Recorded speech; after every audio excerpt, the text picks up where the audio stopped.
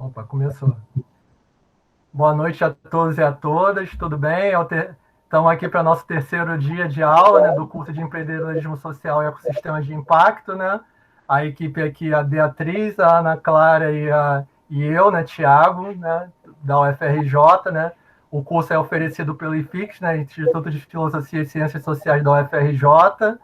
E assim, hoje a gente tem duas convidadas muito especiais para falar do nosso tema, que é responsabilidade social empresarial, né, que é uma contribuição crítica da questão da sociedade, da empresa e do poder público, ou seja, a gente tentar entender como a empresa, né, atua, como tem atuado, tanto na questão de investimento, de patrocínios e aporte de recursos para projetos sociais e iniciativas como os negócios sociais que a gente está trabalhando, quanto à própria questão da empresa estar se adaptando, né, para atuar de forma socialmente responsável dentro dos seus muros, né? Então, assim, tem tanto a gente vai apresentar duas visões aqui que da Ana Greter, né, e da Rita, que seriam até visões complementares, né? Que assim, a Ana Paula é de empresa, né? Da grande empresa de energia, mestre lá pela London Economics School e pela UFRJ, né, também cria da casa aqui, e trabalhou em vários desses coletivos de instâncias de responsabilidade social. Ela trabalhou na ONU, na norma ISO 26.000 de responsabilidade social, no GRI, né, nos indicadores de avaliação de responsabilidade social. E a seguir a gente vai ter a Rita também, doutoranda do IPUR, colega de turma, né, que traz essa visão mais crítica, né, do racismo, da mineração e da irresponsabilidade social enquanto fenômeno social. Mas, assim, a introdução minha é bem breve mesmo, que eu quero que elas falem, se apresentem, né, não sei se já pode projetar aí a fala da Ana também. Aí vocês fiquem à vontade, que é a casa de vocês aí, vocês estão em casa. Obrigada, gente. Então, Gente, obrigada. bom, agradecer muito esse convite ao Tiago, ao Marcelo, a Ana e a Beatriz, que estão apoiando. Dizer que para mim é uma grande emoção, porque eu sou cria da FRJ. Eu fiz economia na FRJ, eu fiz mestrado na COP e me sinto assim realmente em casa e muito feliz de estar aqui de volta, compartilhando nesse bate-papo, né, o que eu venho trabalhado nos últimos 15 anos. Nos últimos 15 anos, eu venho acompanhando o marco regulatório nacional e internacional em responsabilidade social. E aí, minha ideia, né, quando o Tiago convidou para esse bate-papo, é contar um pouquinho para vocês do que tem sido a cobrança às empresas em termos de responsabilidade social. Ou seja, as empresas estão sendo cada dia mais cobradas. E aí eu quero contar um pouco da história, de onde vem essa história, os conceitos, como é que isso está sendo evoluído, né? E o que a gente tem hoje de mais recente em termos de cobrança das empresas. Eu fiz um material, eu fiz uma apresentação, talvez eu não cubra toda a apresentação, eu quero falar só meia hora, mas essa apresentação fica de material para vocês e aí a gente entra no debate. A gente projeta, Ana, Beatriz, como é que a gente faz? A Ana já vai Eu vou colocar aqui. Tá. Eu fiz um primeiro slide, que é uma linha do tempo da discussão de responsabilidade social. Eu começo em 2000.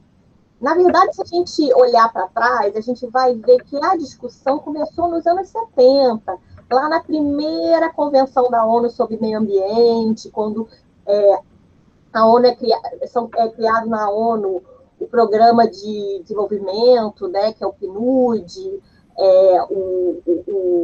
a Unicef também, e a parte ambiental lá, que é o PNUMA.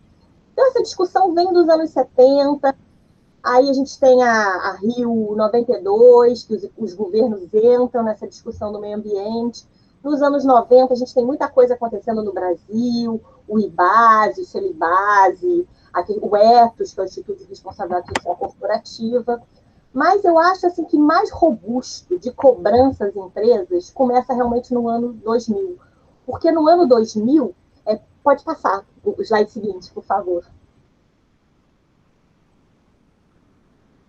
o slide 2. É porque no ano 2000, alguns marcos assim, muito ligados ao mercado começam a surgir. Primeiro, é lançado, em 2000, isso, excelente, é lançado o Pacto Global da ONU. O que acontece naquele momento, no Pacto Global da ONU? Naquele momento, o Kofi Annan, que era então secretário-geral da ONU, ele está fazendo uma reorganização estratégica das Nações Unidas. E ele tem, pela primeira vez, um planejamento estratégico de metas para as Nações Unidas. E ele lança o que eu acho que vocês devem conhecer, ou pelo menos vocês conhecem a história subsequente, ele lança os Objetivos de Desenvolvimento do Milênio, que era, naquele momento, de 2000 a 2015, a meta que a ONU queria alcançar para o mundo. Então, os ODMs, né? Eu acho que já discutiram o ODS, eu vou falar depois dos ODS. Mas o ODM é o primeiro, digamos, planejamento estratégico da ONU em 15 anos, né? Uma agenda, na verdade, de governo, no qual eles pensam muito na questão social, acabar com a fome, educação básica, igualdade de gênero, redução da mortalidade infantil, saúde das gestantes, combate a HIV e AIDS, qualidade de vida, meio ambiente, meio vago, né? E parcerias. Só que o Kofi Annan, naquele momento, ele já tem uma visão muito clara de que não adianta você cobrar só os governos. As empresas tinham que entrar no barco. Porque as empresas, né, a gente está falando de anos 2000, globalização, tem empresas maiores com um faturamento maior que PIBs nacionais. As empresas do mundo desenvolvido começaram a atuar no mundo em desenvolvimento. Foram atuar no Sudeste Asiático, na África, América Latina, em governos que não tinham, digamos, uma estrutura ferramental de governança que pudesse controlar a ação daquelas empresas. Então, mais e mais a gente vê chegar à ONU reclamações e acusações de violação de direitos humanos, de meio ambiente, das empresas do mundo desenvolvido no mundo em desenvolvimento. Então, o Kofi Annan teve aquela visão: se a gente não chamar as empresas para o barco, a gente não vai conseguir atingir os objetivos da ONU. Então, ele lança o Pacto Global da ONU. Ana, pode passar um pouquinho o próximo? Isso. Então, aqui, eu gosto sempre de falar desses dois marcos das Nações Unidas juntos, porque os ODMs ficaram como o marco para os governos dos Estados-nação. E o Pacto Global da ONU ficou o marco para as empresas. E, na verdade, o que ele queria? Ele queria que as empresas se comprometessem a 10 princípios ligados a meio ambiente, direitos humanos, práticas de trabalho e combate à corrupção.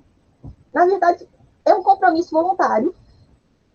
Você assinava esse compromisso, você deveria prestar contas às Nações Unidas, e qualquer questão, controvérsias, isso era levado para as Nações Unidas, discutidas, buscando melhorias. Mas foi algo que realmente, digamos, foi a primeira vez que houve esse engajamento no sentido de Nações Unidas e empresas. E as empresas, foi um bom direcionamento para as empresas, porque é de uma grande reputação para elas uma parceria com as Nações Unidas.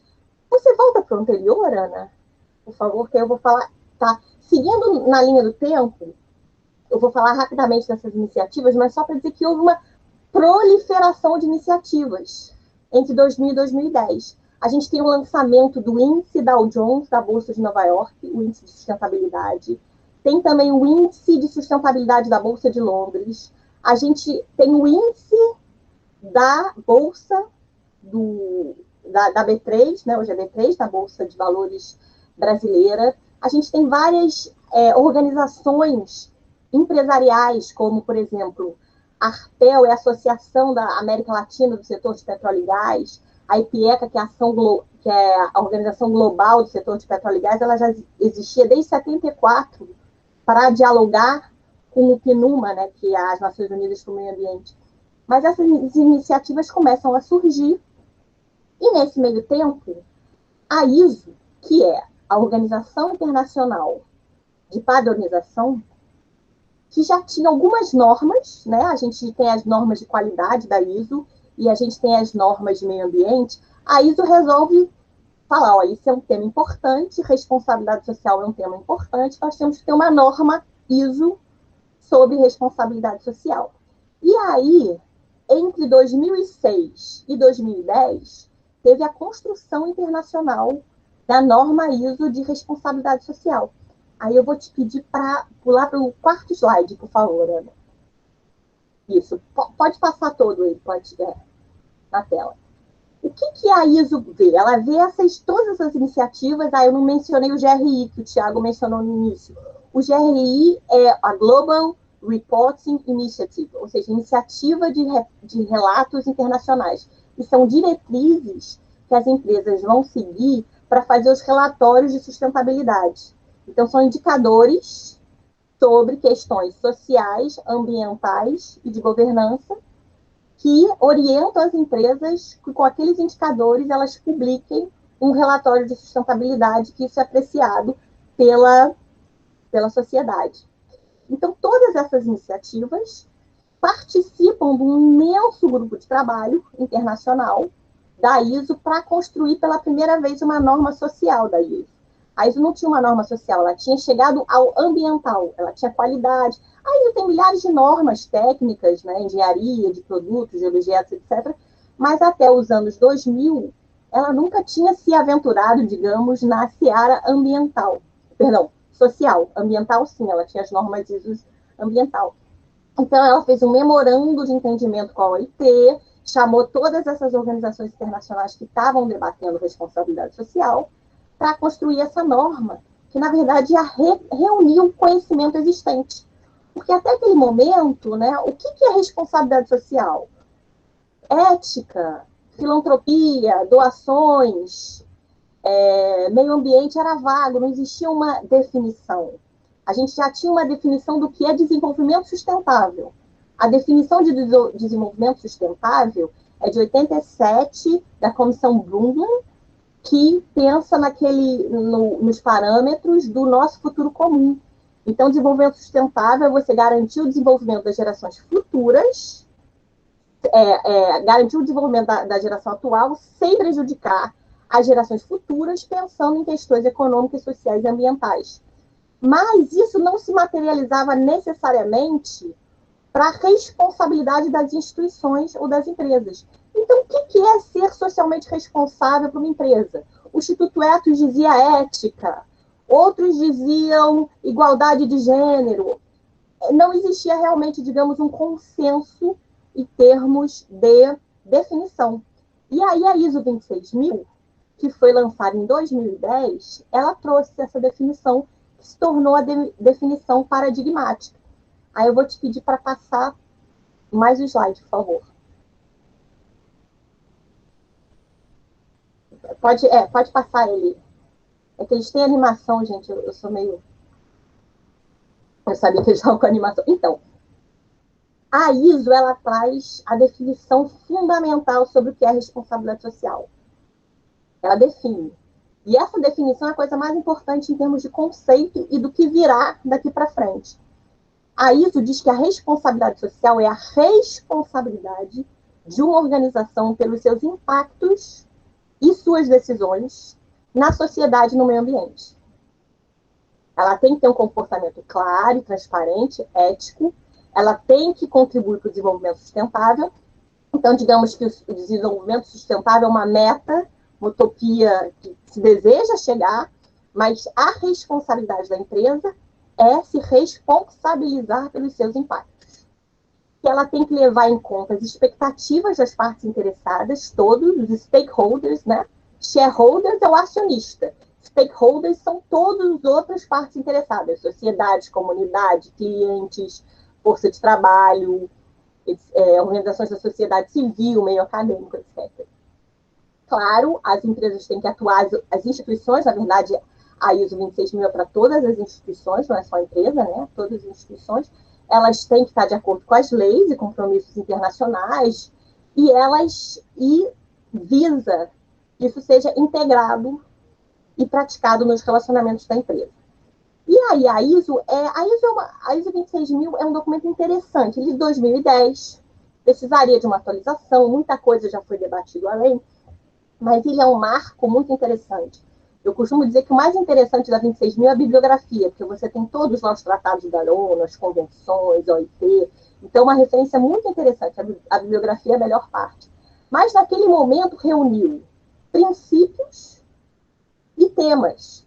Então, por exemplo, os princípios são accountability, que é a prestação de contas, transparência, comportamento ético, respeito pelas partes interessadas, pela lei vigente e normas internacionais, e respeito aos direitos humanos. E como tema, tem a parte da governança organizacional, direitos humanos, práticas de trabalho, práticas operacionais justas, a parte de consumidores, meio ambiente e relacionamento comunitário. Então, essa norma, ela foi uma norma muito robusta e ela foi uma referência fundamental para a discussão de responsabilidade social, porém muito complexa. Tá? Digamos que a agenda corporativa considerou a ISO 26000 muito complexa e muito daquele debate por que responsabilidade social, grandes empresas, pequenas empresas não podem fazer, e etc. E é um material complexo, era uma norma paga, né, as normas da BNT pagam. Então, houve essa crítica à ISO 26000.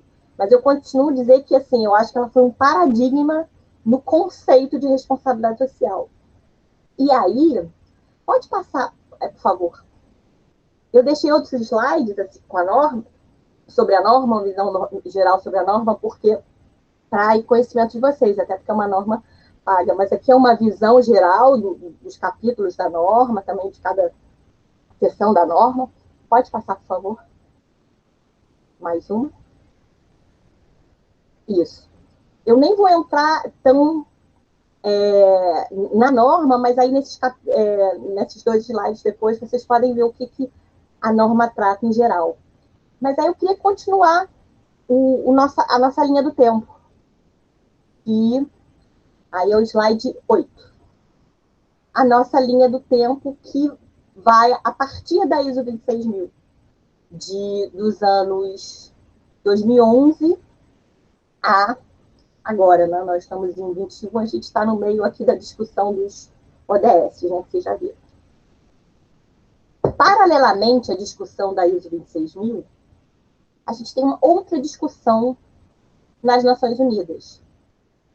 O Kofi Annan, naquele momento, né, ele ainda, estava preocupado com a crescente reclamação de violação de direitos humanos de empresas transnacionais em países em desenvolvimento.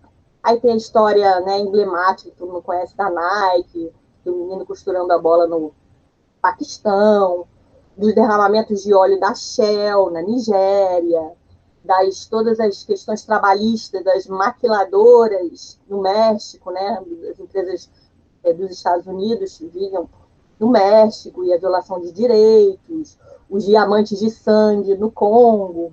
Então, mais e mais chegavam acusações de empresas violando direitos humanos dos países em desenvolvimento.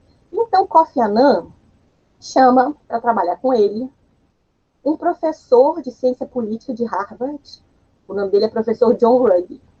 E ele, na verdade, o professor John Ruggie, tinha assessorado o Kofi Annan no lançamento do Pacto Global. Naquela época, o John Ruggie trabalhava com o Kofi Annan e eles fizeram esse planejamento estratégico da ONU de ODMs e Pacto Global. E aí, o que o Kofi Annan pediu? Olha, professor John Ruggie, a gente precisa de diretrizes claras, porque o Pacto Global são 10 princípios, respeito aos direitos humanos, a diversidade e tal, mas como as empresas devem respeitar? A gente precisa disso claramente. E aí, entre 2006 e 2011, foi na mesma época que estava a discussão da ISO 26000. O professor John Ruggie juntou um grupo de estudantes, ele era professor de Harvard nessa época, e eles fizeram um material que chamava Princípios Orientadores de Direitos Humanos em Empresa. Esses princípios orientadores de direitos humanos em empresa, né, o que eles fizeram naquele momento? Uma pesquisa de toda a coisa jurídica internacional sobre violação de direitos humanos, todas as reclamações e práticas de empresas e violações de direitos humanos, e todos os avanços das empresas em parâmetros e modelos enfim, padrões corporativos sobre direitos humanos. E eles lançaram um documento de 33 páginas, 33, na verdade são 33 princípios, 40 páginas. Uma linguagem bem jurídica, tá? Mas eles dizendo o que era a responsabilidade das empresas. E isso foi extremamente paradigmático também. Eu até vou pedir para pular mais o slide, depois a gente volta nesse. Por quê? O anterior, por favor. Por quê? Porque se via a ideia de direitos humanos como uma obrigação do Estado e não uma obrigação de empresa. Até que a discussão, e esse foi uma discussão da ONU, foi o seguinte: nós temos os padrões internacionais que vêm da Declaração Internacional de Direitos Humanos, que são convenções e declarações. Isso entra nas legislações nacionais, nos países que assinaram esses pactos, mas a empresa, os estados têm que fazer as normas e as leis nacionais para as empresas. Então, não é que seja uma orientação da ONU para as empresas, é uma orientação dos padrões internacionais no legislativo dos estados e dos estados para as empresas em termos de leis de meio ambiente, práticas de trabalho, etc. Mas como as empresas são transnacionais, e talvez a legislação de um país do Sudeste Asiático seja diferente da legislação de um país da Escandinávia, as empresas têm que seguir os padrões internacionais de direitos humanos onde quer que elas operem. E aí, eu vou te pedir para passar mais um slide, por favor. E esse é o professor Joe Ruggie, ó, a carinha dele, esse senhor. Então, esse padrão de direitos humanos, princípios orientadores sobre direitos humanos de empresa, ele foi muito paradigmático e é até hoje. Hoje, a grande discussão, quando a gente fala de direitos humanos em empresa, é toda baseada nesse documento. Porque ele fala o seguinte, ele deixa claro que é obrigação dos estados proteger os direitos humanos. O que as empresas se queixavam, várias normas anteriores, de discussão anteriores, diziam que não, que estão pedindo demais às empresas, estão pedindo que as empresas garantam os direitos humanos, garantir é uma questão do Estado, as empresas não têm que garantir. Bom, esse documento pôs isso por terra. No seguinte, qual é a obrigação do Estado, qual a obrigação das empresas e qual a obrigação de ambos. E as empresas têm a obrigação de respeitar os direitos humanos, sejam os impactos das suas atividades nas suas operações e nos seus produtos. Então, você é responsável pelo seu fornecedor. Você, por exemplo, a Nike ela é responsável por a violação de direitos humanos que uma subcontratada dela fizer no Paquistão. Porque ela tinha que saber. E aí entra o conceito muito importante que chama-se due diligence em direitos humanos. A gente conhecia a ideia de due diligence, auditoria em questões financeiras, o due diligence em questões ambientais, mas o que esse documento fala, não, você tem que fazer due diligence em direitos humanos, para saber se as suas decisões, as suas joint ventures e as suas empresas fornecedoras estão respeitando, porque você teria que saber se elas estão respeitando ou não. E aí, esse documento, ele é muito bem aceito pela comunidade empresarial, porque ficou claro para eles qual era o papel deles, foi muito bem aceita pelos sindicatos, pela União de Sindicatos Internacionais, que disse que eles têm que se responsabilizar pelas práticas trabalhistas, inclusive dos seus contratados. E esse documento, gente, ele acabou sendo, digamos, que o parâmetro de exigência e de cobrança sobre as empresas, sobre a questão social e de direitos humanos. Tá? Então, o documento ele é público, tem uma tradução da Conectas dele. Tá? Eu acho ele difícil leitura porque ele tem uma linguagem muito jurídica, eu sou da economia e tal, mas tem muitas interpretações e textos sobre esse documento, então vocês vão achar bastante material na internet sobre ele. Aí, o que eu queria falar? Pular mais um, só por favor. Esse slide eu vou falar bem rapidinho, é só para dizer que as associações internacionais consideraram os princípios orientadores como parâmetro e desdobraram isso para a sua atuação. Então, isso aqui é um exemplo da IPIECA. A IPIECA é a Associação Global do Setor de Petróleo e Gás. Vários guias sobre como fazer um processo de direitos humanos, como integrar direitos humanos na avaliação de impacto social e de saúde, como ter um mecanismo de queixa local, na operação nas empresas, como é a questão dos povos indígenas do setor de petróleo e gás, como justificar a atuação em responsabilidade social, por que isso é bom para o negócio. Então, isso é da IPIECA, tá? Que é a Associação Global do setor de petróleo e gás, mas o ICMM, que é Internacional de Mineração, também fez vários guias sobre o assunto.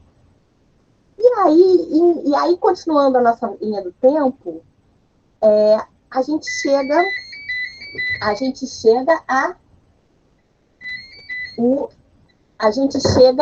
aos ODS. Vocês viram ODS, né, no encontro anterior? Vocês discutiram ODS. Então, só para dizer o que está por trás dos ODS. Os ODS são a evolução dos ODMs. É o pensamento estratégico, o planejamento estratégico da ONU de 2015 a 2030. E esse é um slide da própria ONU. Eles dizem o seguinte: temos os ODS são compromissos, agendas nacionais, mas as empresas podem contribuir com os ODS. Elas podem contribuir até porque as empresas e os interesses das empresas, eles estão em intersecção com os interesses das Nações Unidas. Né? É importante para as empresas ter uma boa governança, é importante o empoderamento das mulheres, empregos de qualidade, educação, a gestão das questões do meio ambiente, clima, água, alimento, saúde. Então, existe essa importância dessa intersecção de agendas. Aí eu vou pedir para pular mais um slide, por favor.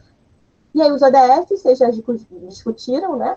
Só lembrando que eles são, digamos, a continuação dos ODMs, e eles são mais amplos, porque eles entraram, primeiro que eles são para todas as nações, porque quando ele foi lançado, o discurso da ONU era muito assim, né? Na verdade, ninguém superou a questão do desenvolvimento sustentável.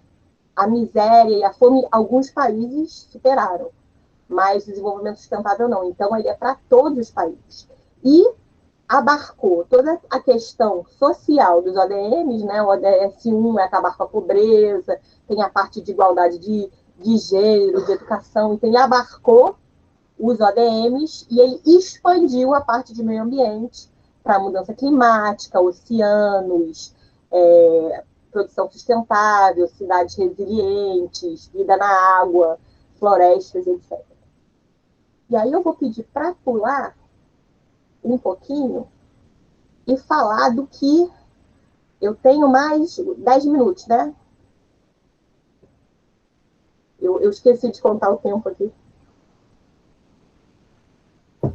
10 o minutos? tempo tá tranquilo. Pode desenvolver mais se quiser. Tá. E aí, gente, eu quero contar para vocês desse novo debate, e é o que se fala hoje. O que se fala hoje é ESG, ou ASG em português. Ambiental, Social e Governança. Eu trabalho com esse assunto há 15 anos. Do ano passado para cá, eu só ouço falar nisso como se fosse a grande novidade do mundo, esse link disso, curso disso, SG. E aí eu quero falar para vocês um pouquinho do que é o SG. Na verdade, o SG é uma avaliação de questões sociais, de governança e meio ambiente das empresas. Tudo a ver com sustentabilidade. O que é sustentabilidade? É o tripé social, ambiental e de governança.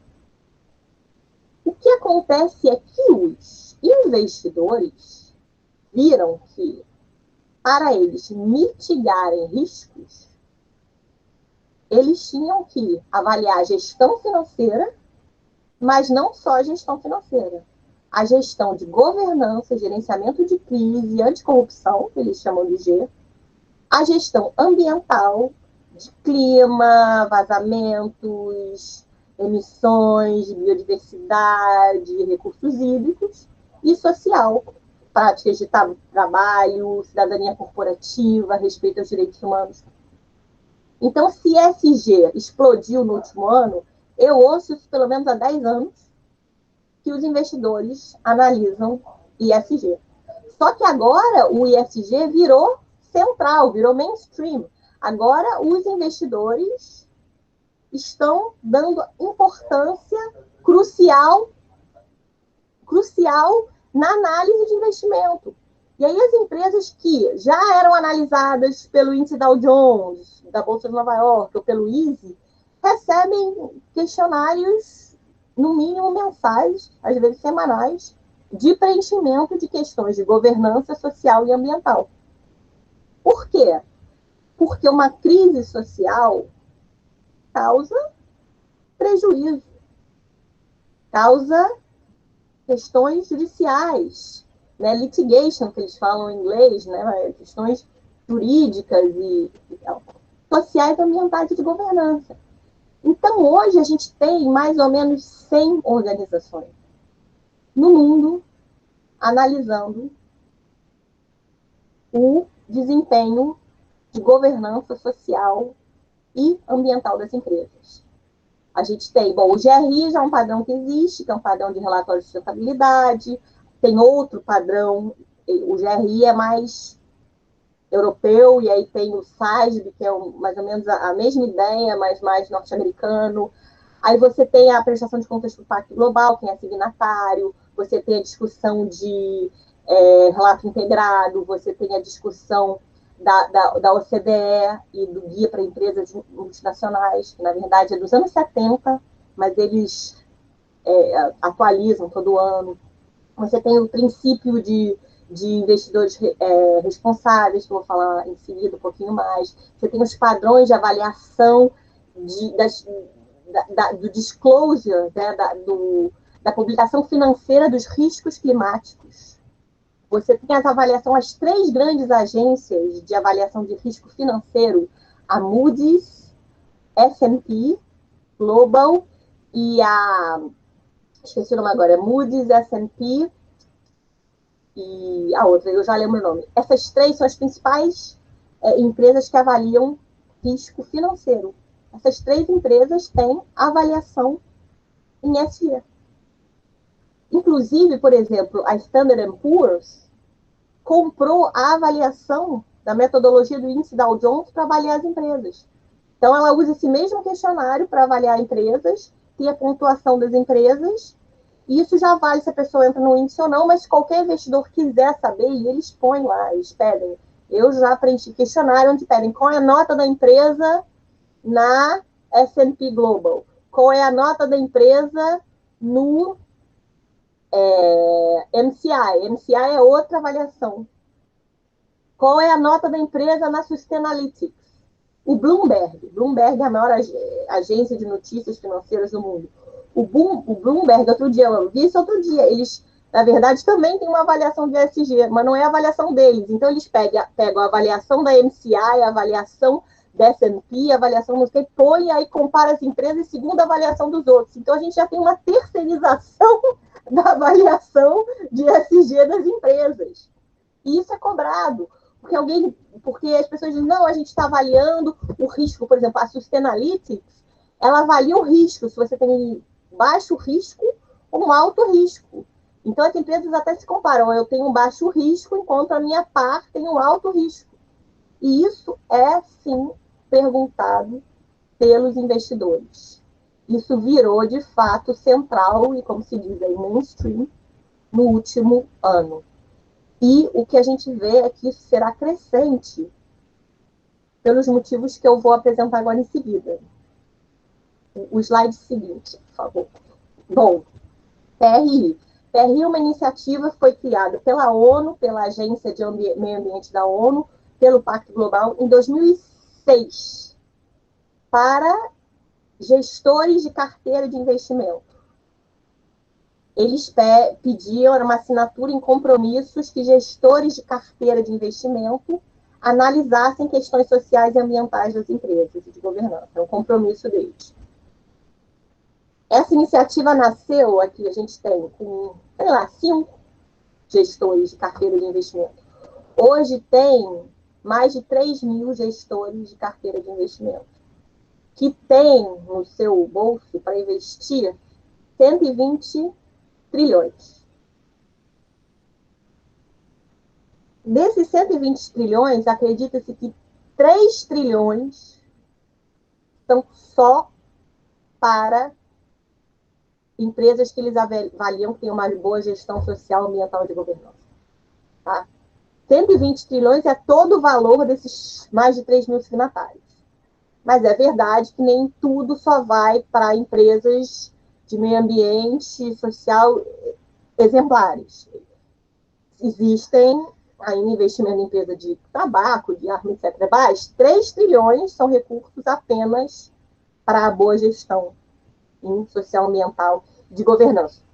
E aí, o que eles estão avaliando? Eles querem, a pauta é mudança climática, a pauta é uso de recursos hídricos, uso sustentável da terra, metano, plástico e a exploração, né, por terra o fracking, né, de petróleo, social, direitos humanos, práticas de trabalho, relações com empregados e áreas de conflito. Mineração em áreas de conflito, exploração de petróleo e gás em áreas de conflito, etc. Aí, gente, só para mostrar quais são os parâmetros, pode passar mais um. Isso eu queria deixar para vocês um pouco da metodologia do Índice Dow Jones. O Índice Dow Jones é uma das metodologias de avaliação das empresas mais antigas, desde 2000, e é uma das mais robustas. Eu gosto muito, eu acho uma boa parâmetro de avaliação. Então, eles vão falar de direitos humanos na dimensão econômica. Eles querem diversidade no conselho das empresas. Eles querem que o conselho das empresas represente a sociedade onde a empresa está servindo, né, produzindo os produtos. Eles falam em ética empresarial, estratégia climática, engajamento comunitário, direitos humanos, etc., nos temas materiais que as empresas têm que considerar para pensar o seu planejamento estratégico. Eles falam em direitos humanos, fornecedores críticos, meio ambiente, etc., na gestão da cadeia de fornecedores. Porque, como a gente viu no documento da ONU, você é responsável pelas suas decisões e nas empresas que você tem parceria comercial, então nos seus fornecedores. E tem toda uma dimensão social que vai falar em indicadores de trabalho, direitos humanos, impacto nas comunidades e cidadania corporativa. Aí passa mais um, por favor. Esse aqui eu também deixei esse material para vocês, mas é só para mostrar como é que direitos humanos e impactos sociais é cobrado pelo Índice Dow Jones das empresas. Eles falam que você tem uma política de direitos humanos alinhado com aqueles princípios orientadores que eu contei para vocês, que você tem que ter um processo de due diligence, identificação e avaliação proativo de potenciais riscos em direitos humanos. Você tem essa avaliação pensando em grupos específicos, os empregados, em povos indígenas, povos tradicionais, trabalhadores migrantes, terceirizados. Você tem um relato em direitos humanos, que você tenha impacto social das comunidades, que ativos você teve consulta às comunidades, se essa consulta foi efetiva, se houve consentimento livre, prévio, informado, se você tem um padrão de relacionamento com povos indígenas e comunidades tradicionais, se você tem um programa de reassentamento, caso haja necessidade de reassentamento, que incorpore opinião, né, e ali participação daquela comunidade, se você tem política para povos indígenas, se você tem política, isso é muito importante para o Brasil, então, respeito aos direitos humanos no uso de força de segurança patrimonial, empresarial e pessoal. Quantos casos, gente, a gente vê no Brasil? Pedidos, né? Isso é cobrado. Isso, aliás, tem um parâmetro também da ONU, uma iniciativa internacional chamada de Princípios Voluntários de Direitos Humanos e Segurança Patrimonial, tá? Que é discutido internacionalmente a questão de direitos humanos na segurança empresarial, setor de petróleo e gás extrativista. Isso é cobrado no índice da Dow Jones de sustentabilidade. E a questão de emprego local. E aí, por fim, eu estou acabando, só quero contar para vocês, né, o quanto isso é real, quanto essa cobrança é real. Aí no slide seguinte, por favor. BlackRock. BlackRock é a maior gestora de capital do mundo. É o maior investidor do mundo. BlackRock, ela simplesmente tem um processo robusto de gestão de ESG, de ASG. E ela diz que ela tem esse processo porque é uma demanda dos clientes. Qual a visão da BlackRock? A BlackRock, o dinheiro é dos aposentados. Então, uma visão de longo prazo. Então, eles pensam na criação de valor a longo prazo. Que empresas vão existir e ser rentáveis no futuro? Né? Que modelo de negócio hoje é rentável, mas não vai ser mais rentável daqui a 30 anos, 60 anos. Quando quem investiu na BlackRock vai querer esse dinheiro de volta. Então, a visão deles é toda uma agenda futura, o que vai ser rentável no futuro, qual a garantia que aquela empresa e aquele modelo de negócio vai existir no futuro. E, para isso, eles têm temas prioritários. Eles falam, olha, eu quero um conselho de administração que reflita a sociedade, que possa dar bons conselhos para aquela empresa para o futuro.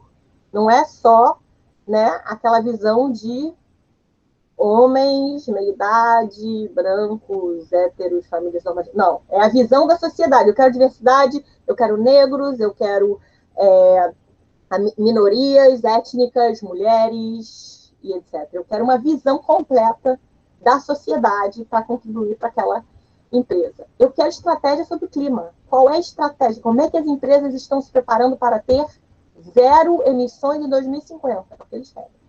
Eu quero transparência sobre as controvérsias. Violou direitos humanos? O que você está fazendo para resolver? Como é que é a compensação dos executivos? Tem estratégia social, ambiental e de governança? Métricas? Então, se houver um vazamento, isso tem que ser refletido na compensação dos executivos. Teve uma questão social, uma violação de direitos humanos, não tem compensação. Eles querem essas métricas. E eles querem engajamento com as partes interessadas, externos e internos. Externos é a comunidade, a população, o impacto que aquela empresa está tendo nos territórios, né, respeitando os direitos humanos, e eles querem uma empresa que se engaje com a sua força de trabalho, que tenha diversidade, que tenha licença maternidade, que tenha metas, objetivos específicos e que atinja o patamar de melhor empregador, que seja a melhor empresa para se trabalhar. E aí, por fim, eu achei muito interessante, assim, é a próxima. O Larry Flink, é o presidente da BlackRock, ele todo ano dá uma cartinha, faz uma cartinha para os executivos das empresas que eles investem. Então, desde 2018, aí ele fala de senso de propósito, de estratégia das empresas, visão de longo prazo, diversidade do board. Aí, em 2019, ele falou mais de propósito e lucro, que significa propósito, mas tem que ter lucro. A questão de pensar em governança, estratégia corporativa, longo prazo. E aí eles ficaram, então, agora pautando a questão de mudança climática muito fortemente. É o principal foco do cliente, eles querem, o risco da mudança climática é real, eles querem as estratégias das empresas, isso vai ter implicação financeira, querem transição para economia de baixo carbono, precificação, eles bateram forte nisso. E aí, em 2020, eles estão falando da pandemia e das consequências da pandemia. E o que eles falam? A pandemia acelerou uma tendência que a gente já via, que a gente precisa ter valores sustentáveis para os stakeholders, que a gente tem que ter uma estratégia de longo prazo para a mudança climática. Ele foi super político na carta dele. Ele falou, a pandemia foi a mais severa contração econômica desde a Grande Depressão. A gente vê devastação econômica, desemprego, fechamento de empresas, pobrezas. E né, a questão social. Nós temos protestos raciais históricos nos Estados Unidos e no mundo, e a gente vê vulnerabilidade dos sistemas democráticos. Ele fala da invasão do Capitólio. É uma preocupação para ele a questão da democracia. Mas ele fala, ao mesmo tempo, de sinais de esperança, da ciência, da produção em tempo recorde das vacinas, as empresas contribuindo para a sociedade. E ele diz que mais e mais são tendências que se aprofundam e que a transição climática é uma oportunidade histórica de investimento. Então, para concluir, é isso que o maior gestor de investimentos do mundo está pautando. Tá? E aí eu só tenho um último slide, que é um slide antigo, é um slide da ISO 26000, isso é um texto da ISO 26000, que fala sobre os benefícios de RS, ou ISG, ou sustentabilidade, né? Agora a gente pode falar amplamente. Mas é os benefícios de você trabalhar as questões sociais, ambientais e de governança da sua empresa. É você compreender expectativas da sociedade e gerenciar riscos. Você ter reputação da organização, promover confiança, o que você tem um relacionamento com a sociedade no qual você está inserido. Isso vai gerar inovação, competitividade, você vai atrair parcerias, vai ter esse melhor relacionamento com as partes interessadas se você compreende as demandas dos seus clientes, seus fornecedores, da sua mão de obra. O BlackRock fala isso, porque uma empresa que ela for poluidora, ninguém vai querer trabalhar para ela, ninguém vai querer comprar dela, ninguém vai querer investir nela. Essa é a sociedade do futuro, e a gente quer que a empresa seja rentável no futuro. E isso significa, na verdade, redução de conflitos, isso significa lucro.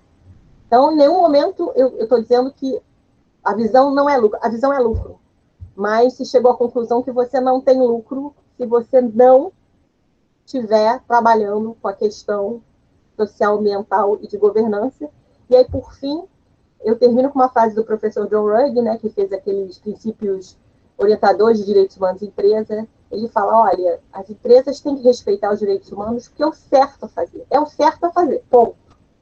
Mas além de ser o certo a fazer, se elas não respeitarem, elas vão perder muito dinheiro.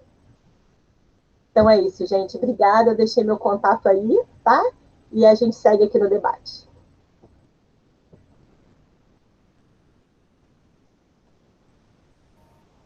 Opa, Marcelo, quer dar um oi antes da entrada da Rita?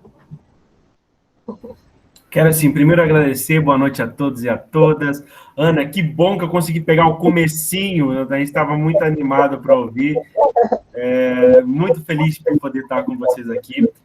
Bom, não vou ocupar muito tempo, só queria dar boa noite mesmo e passar a palavra, Thiago. Obrigado.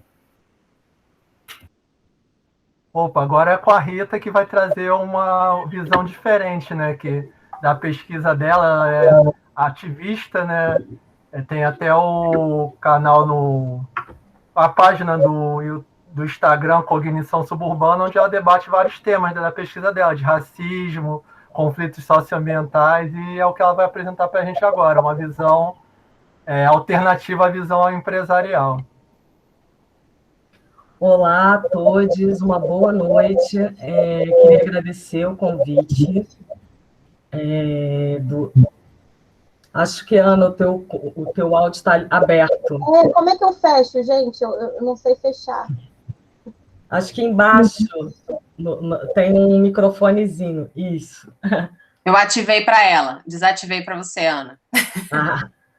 Obrigada, Mãe. Estou tão acostumada as pessoas falando enlouquecidamente nas minhas reuniões, eu já até peguei a manha de fazer isso. Ótimo. Obrigada. Gente, uma excelente noite para todo mundo. Eu sou Rita, sou colega de doutorado do Thiago, trabalho como consultora, né, sênior em responsabilidade social já há alguns anos. Estive no PNUD,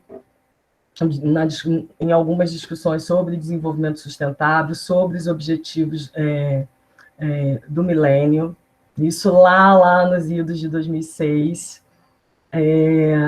Estou muito feliz de estar aqui, né? Estar aqui com o Marcelo, estar aqui com o Thiago, né? Obrigada também, Mauana, Ana Clara, que estão nesse apoio também aqui logístico.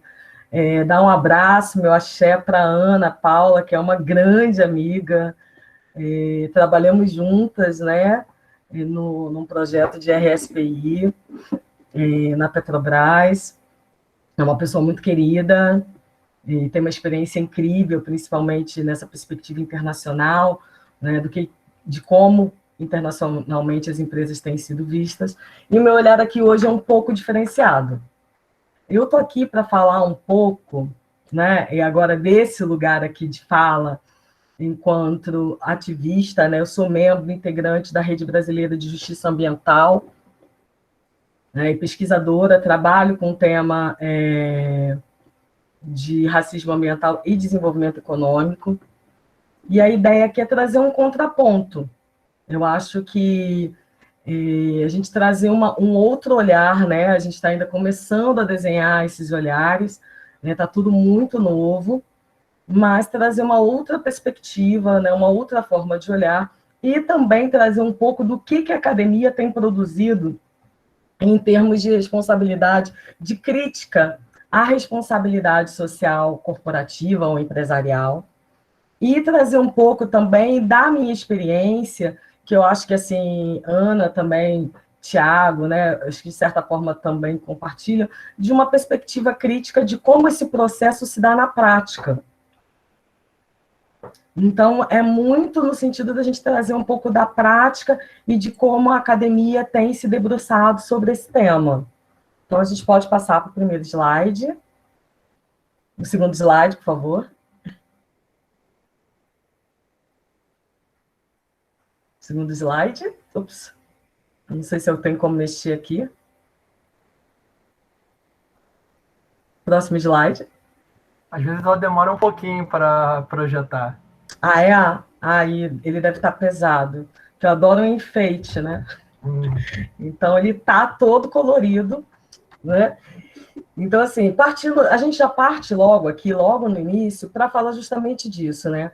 De falar de como as empresas, elas se apresentam como autodisciplinadores no mercado, e um certo empoderamento pelo mercado. O que acontece, por exemplo, eu coloquei aqui logo uma frase que é de um representante político, e que ele começa dizendo: quem melhor do que a Coca-Cola, uma empresa com a melhor rede de distribuição na África subsaariana, do que qualquer agência de ajuda humanitária para distribuir materiais para a população carente. Ou seja, já começa puxando para si, né, essa responsabilidade de mostrar: olha, como nós temos um sistema que é eficiente. E aí tem uma discussão que ela vem, né, ela parte dessa época dos anos 70 e começa e explode, né, a partir da década de 90, principalmente no final da década de 90, justamente com essa perspectiva de como a empresa ela pode ser benéfica, e principalmente na mitigação da pobreza. E aí a gente vai ver o quanto que a pobreza ela passa a ser um ativo importante para o marketing e para o pensamento acumulativo dessas grandes empresas. Então, a gente está aqui falando... Então, a gente está aqui justamente com o David Cameron, né, o primeiro-ministro britânico, falando isso numa convenção, uma conferência anual de negócios em 2006, ou seja, falando dessa importância das grandes empresas na ajuda humanitária e no combate à pobreza. Próximo slide. E aí eu trago uma frase, né, de Narrajak, de 2016, que ela faz um trabalho muito profundo sobre como se dá a responsabilidade social corporativa e empresarial, e de como ela mostra o que são os instrumentos, né, e de como essa prática ela vem desvinculada dessas perspectivas que são traçadas. Então, ela vai colocar o seguinte: a responsabilidade social empresarial é um fenômeno verdadeiramente global, exercido por meio de redes supranacionais de governança ética. Normas e padrões aparecem, portanto, como componentes de um regime moral global. Mas essa preocupação com a dimensão global da responsabilidade social corporativa, seja como um instrumento de melhoria social em todo o mundo, ou uma ferramenta de governamentalidade global, resultou numa análise de IRS desvinculada da sua prática social. Ou seja, a gente tem muita coisa escrita, muita coisa produzida, mas a gente ainda tem um hiato, um gap muito grande entre o discurso e a prática. Próximo slide. E aí ela vai mostrar justamente como é um verdadeiro teatro, né? E o título do texto dela é sobre isso, um teatro da virtude, né? Essa moralidade toda que é imposta, né, aos grandes homens de negócios em mitigação da pobreza e tudo mais, né? De como isso vem sendo colocado. Então, o que a gente vai ver é que esses grandes eventos para discutir responsabilidade social, eles são mega eventos onde você sempre tem uma ONG parceira, né, aonde você lida com as lições aprendidas sobre a experiência que você teve em responsabilidade social e compartilha. Esses fóruns de aprendizagem, eles são extremamente vultosos, né? Se a gente observar aí essa foto, ela ilustra bem essa realidade, né? A composição dessa realidade de IRS super mega corporativa, né? E altamente tecnológica, e ela vem com uma série de listas de práticas e sociais. São eventos caríssimos, são eventos muito caros, né? E aonde a própria ONG ela entra como sempre com a ideia de parceria. Aliás, a ideia de parceria é uma questão muito importante para a responsabilidade social. E aí a gente vai ver ao longo da discussão que essa ideia de parceria, ela muitas das vezes é desvirtuada por uma ideia de quem não compra a ideia de responsabilidade social é visto como um vilão. Próximo slide. Então, aqui a gente tem um pouco aí de como são esses mega eventos de responsabilidade social, só para dar uma palhinha para vocês sentirem um pouco de como é o perfil desses eventos. Essas aí são fotos recentes de eventos que eu peguei entre 2016 e 2019, 2020, eles aconteceram de forma virtual por conta da pandemia. Então, aí tem um pouco de como é esse perfil, né? E são eventos, justamente, eventos internacionais ligados a direitos humanos e empresas. Próximo slide. Então, tem toda uma questão, né, do combate, né, ou seja, a colaboração, ou seja, tem toda uma mudança da ideia de você combater a ONG para uma ideia de parceria, como eu já tinha falado. Então, o IRS, né, que pôde inicialmente ter surgido como uma preocupação de domínio público sobre o poder corporativo, né, arrogante, segundo a Rajak, uma chamada para as empresas se tornarem mais responsáveis por suas atividades. Mas o movimento de IRS ele foi totalmente abraçado pelas grandes multinacionais. Exatamente, à medida que você vai trazendo, as multinacionais vão comprando a questão da responsabilidade social corporativa, o que acontece é que elas vão se aprimorando e vão trazendo a interpretação delas, o olhar delas sobre a responsabilidade social corporativa. E, em geral, esse olhar ele se sobrepõe, muitas das vezes, na prática, ao que está escrito, ao que está especificado e, inclusive, ao que foi acordado. Então, você tem uma mudança do foco de não causar danos para uma expressão que as empresas como agentes ativos da melhoria global. Então, você tem toda uma discursividade, por isso muito moral, de como as empresas estão ali para não causar danos e um discurso sempre muito em volta do desenvolvimento, da importância do desenvolvimento e tudo mais. E muito por conta dessa ideia de desenvolvimento, tem uma reaproximação ou aproximação, né, entre essas grandes empresas e as grandes ONGs globais em seus grandes negócios. Ou seja, aí você tem todo um rearranjo aonde você tem as empresas, ONGs, todo mundo trabalhando em nome de uma mitigação, em nome de uma resolutiva que nem sempre espelha a necessidade daquelas comunidades, daquelas localidades. Próximo slide. Né? E aí a gente fala, né, essa aproximação da empresa, da grande empresa, com quem deveria ser o seu ponto de conflito, né, para uma resolução, como ela se dá, né? E aí ela se dá muito por essa questão desse poder persuasivo. E a gente vê um papel muito importante também nessa perspectiva da comunicação, principalmente da comunicação institucional das empresas. Então, você tem um poder persuasivo nesse conceito de responsabilidade coletiva, ou seja, a responsabilidade é minha, mas é também da ONG que está ali para defender os interesses, né, dos grupos socialmente vulneráveis.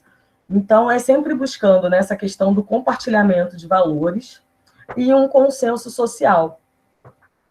E sempre tentando apresentar, né, uma opção mais favorável que a responsabilidade imposta ela não tenha uma regulação estatal. E aí a gente também tem, acho que a Ana coloca isso muito bem durante a apresentação dela, quando a gente está falando também desse período, a gente está falando de um período também, um período neoliberal, político neoliberal, de afastamento do Estado. Então, a responsabilidade social, de certa forma, né, e a gente vai ver como isso fica muito latente quando a gente fala em termos de Brasil, ela traz para a gente essa responsabilidade, essa carga que seria do Estado e é repassada às empresas, e, obviamente, a gente pode discutir quais são os limites e as possibilidades das empresas de assumirem determinadas responsabilidades que vinham do poder estatal. E aí a gente vem com essa ideia, né, de supostos interesses em comum, colaboração, responsabilidade, prestação de contas, sustentabilidade, sempre numa ideia de criar uma consciência coletiva, onde você tem uma certa lógica meio harmoniosa, né, em busca de uma harmonia. E, às vezes, o resultado disso, na prática, ele é bastante nocivo, como a gente vai ver um pouco mais para frente. E o que acontece é que, muito em virtude dessa questão da consciência coletiva e, desses estados neoliberais, que os governos do sul global, né, inclusive Brasil, eles viram alvo dessa missão de apoio entre empresas e sociedade civil organizada, uma vez que você tem uma retirada do Estado, né, uma exigência da retirada do Estado das questões sociais. E muito em vista também por conta das questões de corrupção que são adicionadas a esses governos. Próximo slide. Então, justamente a gente falando sobre essa questão da corrupção, né, e que a gente tem e aí a necessidade das empresas, principalmente, exporem essa irresponsabilidade social, né, e essa mudança de foco, né, que se dá principalmente nos países do Sul, né, de você ao invés de apontar a irresponsabilidade, você culpa e responsabiliza a má gestão de recursos dos governos, que você começa a ter essa ideia de responsabilidade social, com uma coalizão entre as elites, inclusive, e nessa questão de tutela coletiva. Então, e sempre essa ideia moral, né? Nós vamos resolver, nós vamos cuidar, fazemos nós. Então, assim se desenvolve. E aí a gente tem a ideia de que, para isso, uma vez que você tem governos corruptos, você tem uma necessidade de ter uma questão de boa governança, e aí a responsabilidade social corporativa, ela introduz essa questão da importância da boa governança, voltada, inclusive, para esses aspectos de transparência e tudo mais, para poder fazer essa cooptação com apoio das ONGs e agências internacionais voltadas para a questão dos direitos humanos. E as críticas com relação a isso, elas continuam existindo, mas só que, ao mesmo tempo que você tem críticas a esse modelo, elas cada vez mais ficam numa oposição ortodoxa, né, cada vez mais marginalizadas, porque elas não são compreendidas como parceiras, é como se elas não quisessem ajudar, elas não quisessem participar. Nós somos tão generosos, nós estamos tentando fazer, e as pessoas não querem, as pessoas são contra, as pessoas são radicais, baderneiros, né? Então, tem toda uma lógica que acaba marginalizando essas correntes que são contrárias a essa perspectiva menos conflituosa. E com isso, né, a gente falando de moralidade, falando de comunicação, a gente não pode deixar de dizer que a responsabilidade social corporativa ela se alimenta de uma linha de publicidade, de marketing, né, que coloca essas grandes corporações como fornecedoras de uma educação, de uma ética, né, de como proceder. E que se você não faz parte disso, você é um inimigo. Próximo slide. Ou seja, justamente o que a gente estava falando aqui. As ONGs que não participam, elas ficam constrangidas, há um constrangimento, né? Essa lógica do constrangimento não é uma lógica específica da responsabilidade social, é uma lógica específica do próprio sistema capitalista que cria um constrangimento a quem é contra o desenvolvimento econômico. E isso está lá, a gente, fora da responsabilidade social, a gente pode ver isso com mesários, com uma série de pesquisadores, historiadores e economistas críticos do sistema capitalista que falam dessa questão do constrangimento ao desenvolvimento, que é um pouco do se alguém aqui tiver, né, nos movimentos sociais, se alguém aqui for de grupos ligados, né, a movimentos de atingidos, né, por impactos de grandes empresas, é um pouco do que a gente observa, né, quando você vai implantar um determinado empreendimento num determinado local. Se você é contra o desenvolvimento, você é contra o emprego, a geração de emprego e renda, né? Se ouve muito disso quando a gente fala em termos de licenciamento ambiental, inclusive, né? Ou seja, o momento que você está implantando uma determinada empresa num determinado lugar. Então, é um pouco disso. Você tem uma ação legítima das ONGs quando elas são parceiras, e uma ação ilegítima, inclusive antiética, né, porque tem toda uma carga moral sobre isso, para as ONGs que não compartilham dessa filosofia. Um próximo slide. Então, esse processo de cooptação ele facilita a aceitação mais ampla dessa abordagem de desenvolvimento guiado por negócios que a responsabilidade social defende. Esse processo de cooptação ele se dá por persuasão do discurso moral da parceria, um compromisso com uma lógica de mercado e de maximização, mas não é mantido, né? Ele é a solução, o objetivo é o lucro, é o ganha-ganha. Então, que é a perspectiva do capital. Nada mais é do que a própria perspectiva do capital. O capital é isso. O capital é a maximização da maximização da maximização. A gente está vendo isso aqui no Brasil.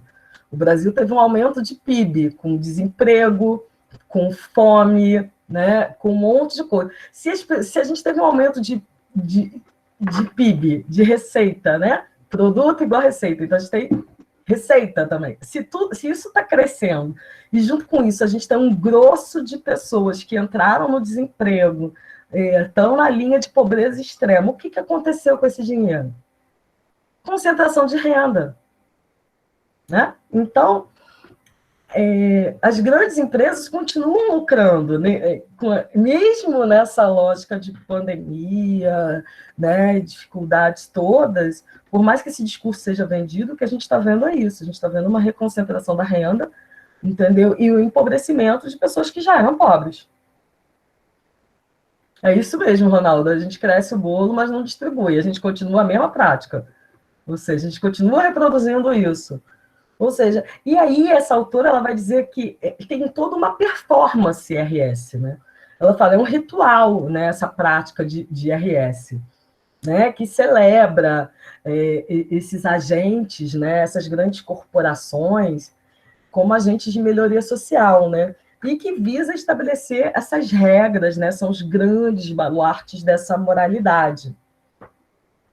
Né? E, ao contrário, a gente tem os críticos, né? Dos críticos convencionais de RS, que veem esses rituais apenas como uma tentativa de marca corporativa, né? Que, segundo a autora, são esses teatros de virtude. Né?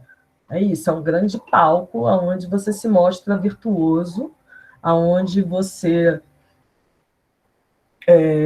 mostra o quão bom você é, mas, de fato, né, isso é uma prática que ela é uma grande encenação. Né? Então, a Rajak, ela vai estar falando, olha, eu acompanhei durante 20 anos, né, as práticas de responsabilidade social corporativas na Inglaterra e em alguns outros países, né, e ela vai falar, são rituais, você tem todo um rito, desde o convite, a aceitação, a participação, até até as vestimentas, tudo isso faz parte de um grande ritual, aonde as minorias mesmo, né, de poder, minorias de poder, elas não são ouvidas, elas não fazem parte, ou são um quantitativo ainda muito pequeno.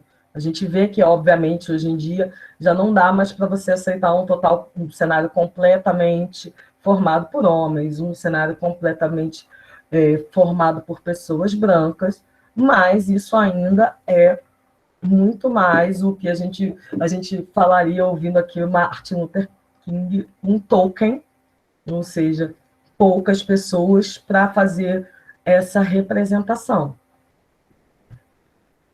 Próximo slide.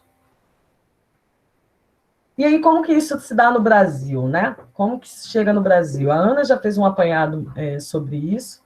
Então, a gente começa nos anos 80, né, a partir do cenário político, né, da democratização, das diretas já, né, da nossa Constituinte. Vale lembrar que o nosso artigo 225 ele está extremamente alinhado com o que a Ana falou sobre a questão do conceito de desenvolvimento sustentável, né, que começa em 1987, e a gente vai ter isso difundido na Rio Eco 92.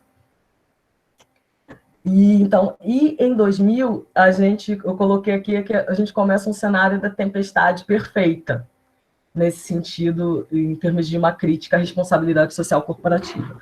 Por quê? Porque a partir de 2000, né, a Ana também já explicou isso, né, a gente tem uma proliferação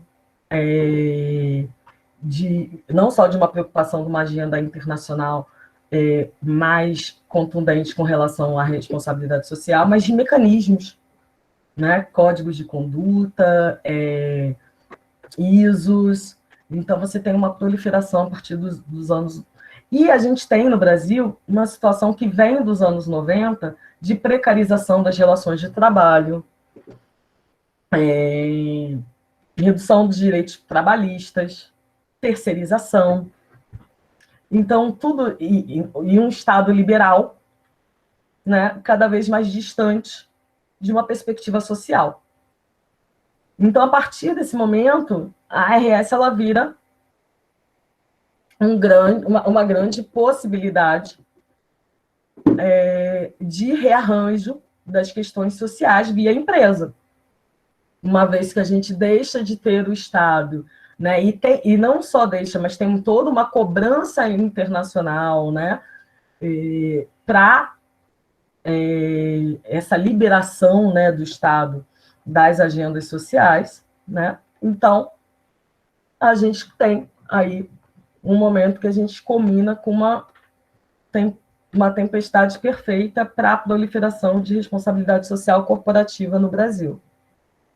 A gente tem todos os movimentos ambientalistas, né, que vêm da década de 80 e depois da Constituinte a gente prolifera isso, né? A gente tem uma demanda reprimida social, democrática muito grande, né? Então, próximo slide. E aí, o que acontece com a RS no Brasil? E aí, aqui eu trago o Capelin, para conversar com a gente, para falar um pouco dos estudos que foram feitos, né, no professor da UFRJ, que foram feitos sobre responsabilidade social corporativa, e que ele vai fazer um resumo do que estava acontecendo, que está acontecendo ainda, né, mas na época ainda, isso é antes de 2010, com a responsabilidade social corporativa e empresarial aqui no Brasil. E aí ele vai demonstrar que aqui no Brasil um número considerável de empresas, elas mantêm programas sociais próprios. E muitas, elas seguem orientações das suas associações. Ou seja, o que você faz é pegar as suas associações. Então, você traz o pessoal da Brinc. O pessoal da Brinc segue o código, as normas de ética, né? As empresas todas que fazem parte da Brinc fazem parte desses códigos. Elas difundem códigos por setor, né? Por setor, por associação. As empresas de óleo e gás. Então, elas vão fazendo as mineradoras. Então, a partir das suas associações, elas vão criando as suas orientações.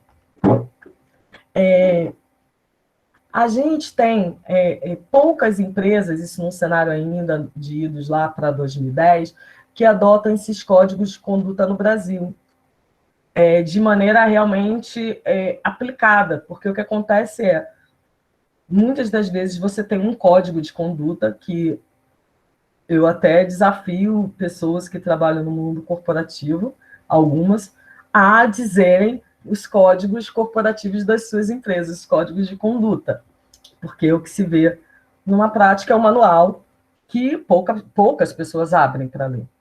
E o que acontece é que isso acaba virando, e aí acabou ganhando importância e relevância os relatórios sociais, né? Que parecem compensar essa lacuna e visam ampliar a comunicação com a opinião pública, né? E isso tem sido uma tendência, né? E é uma tendência que a gente vê até hoje, a gente está aqui em 2021, né? De mostrar, né, para os stakeholders, de dar uma resposta aos stakeholders, para falar sobre a empresa. Então, a questão dos relatórios sociais, relatórios de sustentabilidade, esse viés da comunicação, ele se torna um viés muito forte, muito mais no sentido de uma prestação de contas, né?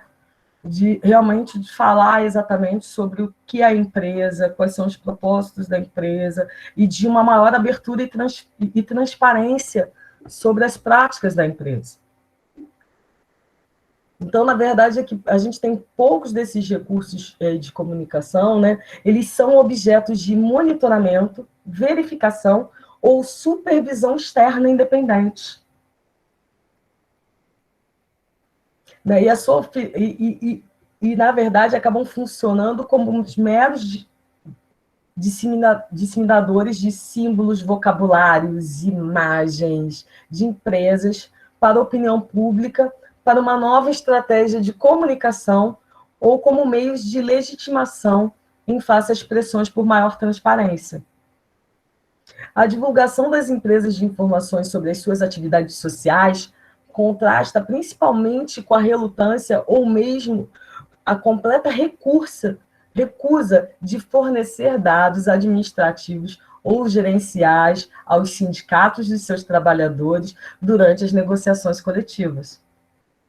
Ou seja, a gente estava falando de um cenário que vem marcado por uma precarização do trabalho, das relações de trabalho, de uma série de dificuldades, e a gente e aí as empresas elas se tornam protagonistas, e a responsabilidade social corporativa ela ganha impulso com relação a isso, e na prática o que a gente vê isso, inclusive as dificuldades de abrirem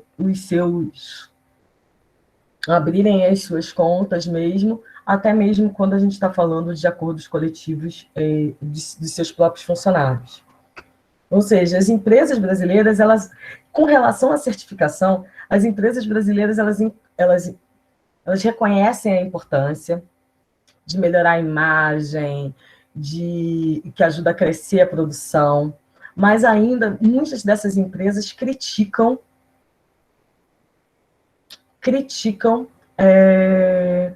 a carga pesada de documentação, ainda tem uma dificuldade nessa conduta ambiental que impõe a certificação.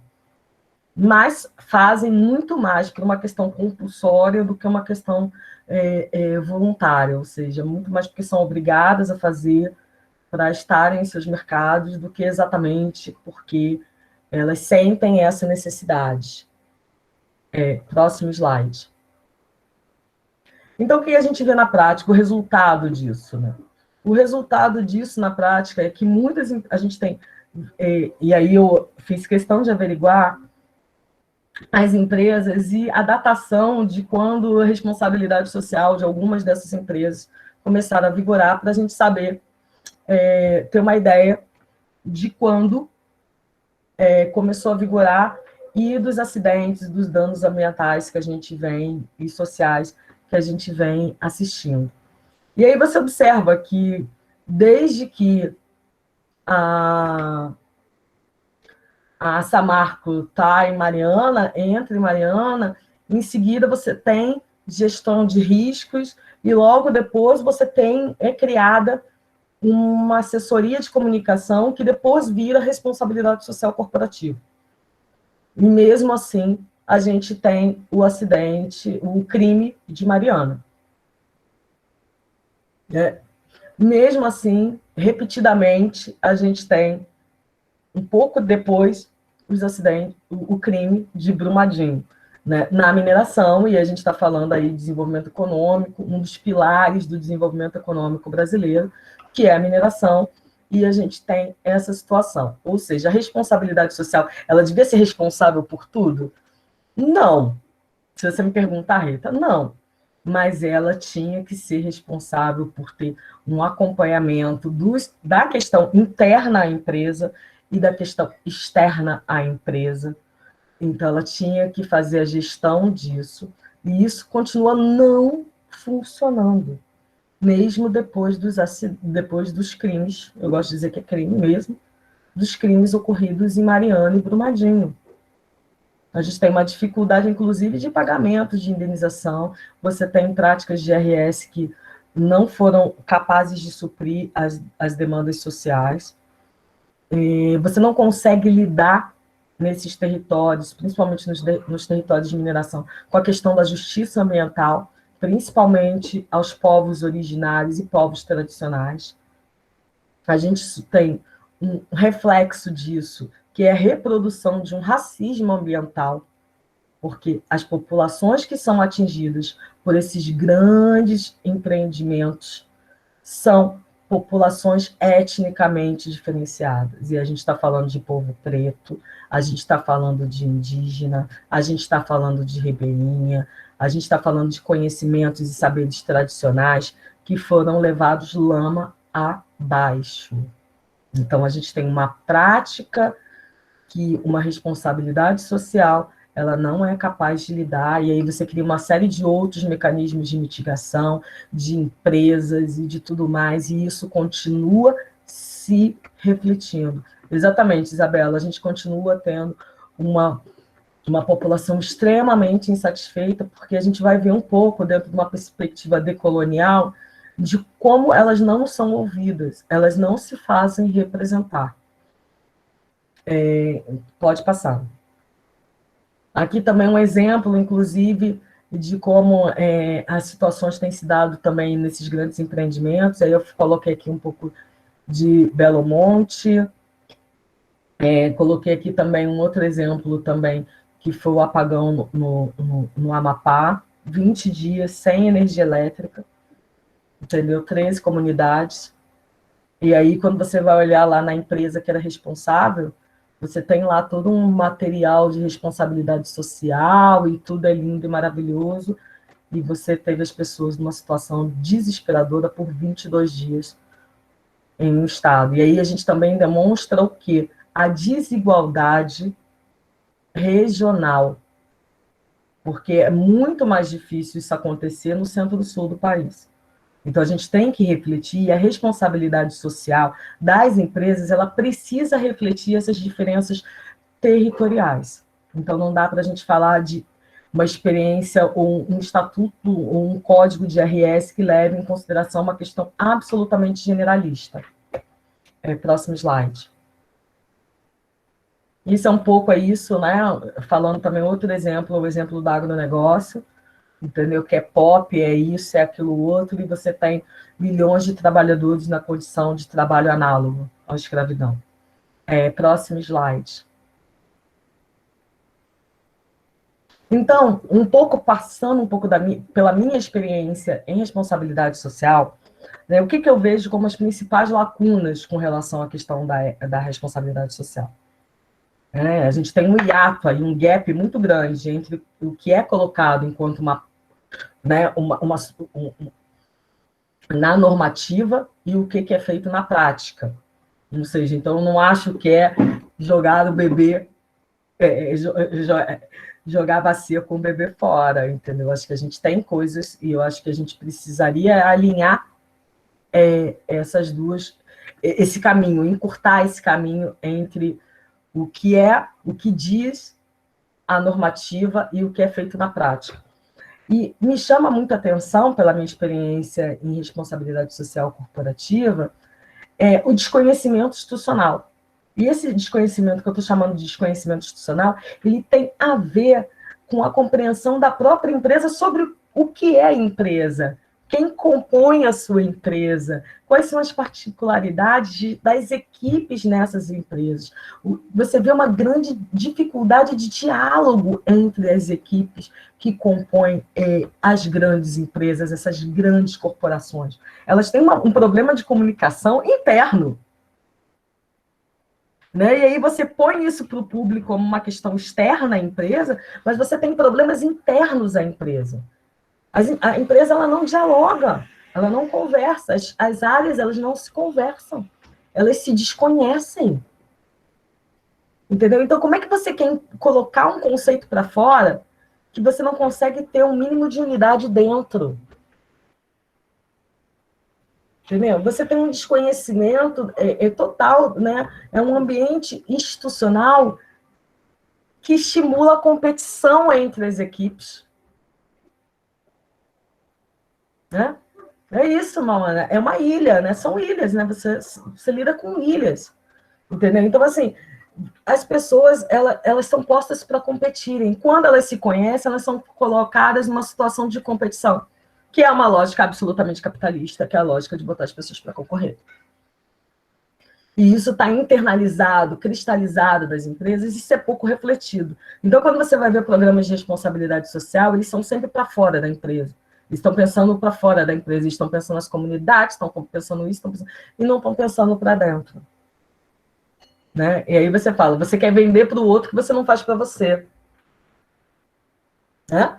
Então, ou seja, você tem... E aí, uma outra questão você tem um aprisionamento cultural, que eu chamei de aprisionamento cultural empresarial, porque você tem uma perspectiva completamente importada da ideia de empresa e de empresariado nacional brasileiro, né, se a gente pensar em termos de Brasil. Né, totalmente Europa e Estados Unidos, ela desconsidera a realidade do próprio país. Eu falo, gente, é um absurdo até hoje. Rio de Janeiro, verão, 40 graus, aquele monte de homem com terno, né, aquele negócio aqui amarrado. Gente, parece bobagem, mas imagina, assim, né? Graças, não passo por esse sufoco, Mas é isso, é um ambiente que você importa costumes, valores, você importa tudo de maneira completamente irreflexiva. Você não reflete nem sobre o clima que você vive, gente. É um negócio, né? Então, ou seja, a gente tem uma desarticulação, né, total, e aí você tem uma desarticulação também entre setores. Cooperação entre setores é uma coisa que não existe, né? Você não consegue uma camada comum, você não consegue juntar as empresas do mesmo setor para conversarem sobre temas em comuns, sobre atuações em comuns em determinados territórios onde elas estão atuando. Você pega uma bacia de campos, que você tem Petrobras, tem Shell, tem sei lá o que mais, que o Vale, né? Todo mundo junto, e você não consegue botar essas pessoas para pensar naquele território. Estratégias coletivas. E a gente está falando de impacto, de risco em cima de risco.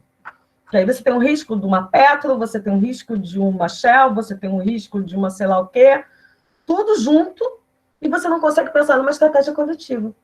Até porque eu tenho que ficar melhor que o outro. Eu tenho que ser melhor que o outro. Então, eu não consigo nem pensar nessa lógica de uma maneira interna, né? E setorial. Então, assim, eu não vou pensar sobre isso, sobre o território. E quando a gente fala, então, na relação com o poder público, que eu acho que é uma questão, muitas das demandas, quando você fala em RS, você fala das necessidades locais, as pessoas querem ouvir os governantes daqueles territórios. E as demandas desses governantes nesses territórios se sobrepõem à população, às comunidades. Porque é o cara que vai dar a licença, é o cara que vai dar o alvará, é o cara que vai dar o não sei o quê, e isso se sobrepõe ao interesse da coletividade. Você não tem diagnósticos participativos com a população afetada, atingida, protagonista. E você não parte, que eu acho que seria uma coisa importantíssima, de alguns princípios norteadores, como a questão do bem viver, como a questão da fome, como a questão da água, como a questão do ar, como a questão da justiça ambiental e do racismo ambiental. A gente tem que partir desses pilares, porque a gente está lidando com um país extremamente desigual. Se a gente não parte dessa perspectiva de que somos desiguais, entendeu? E a gente não consegue avançar. E aí a gente faz aqueles relatórios todos pasteurizados, né? A mesma formulinha de bolo para todo mundo, né? Então, eu vou trazendo aqui, já quase finalizando, né, um pouco, né, uma fala aqui do Henry, que ele vai dizer justamente, né, e é isso ele pensando, não só porque a RS está dentro dessa questão das políticas ambientais, né, pensando o ambiente como homem também, né, não uma coisa dissociada, né, em geral, prevalecer essa lógica utilitária, né, dessa relação com a incerteza científica. Ou seja, se observam formas oportunistas de apropriação do social da incerteza. Então, quando você faz uma análise de risco social, essas análises cheias, né, de algoritmos, sei lá, modelos e tudo mais, que você quer prever, né, o risco, o impacto, né, e você está querendo ver como que você consegue se livrar dessa situação. E não necessariamente como você vai resolver essa situação de modo que fique bem para a população local. Próximo slide.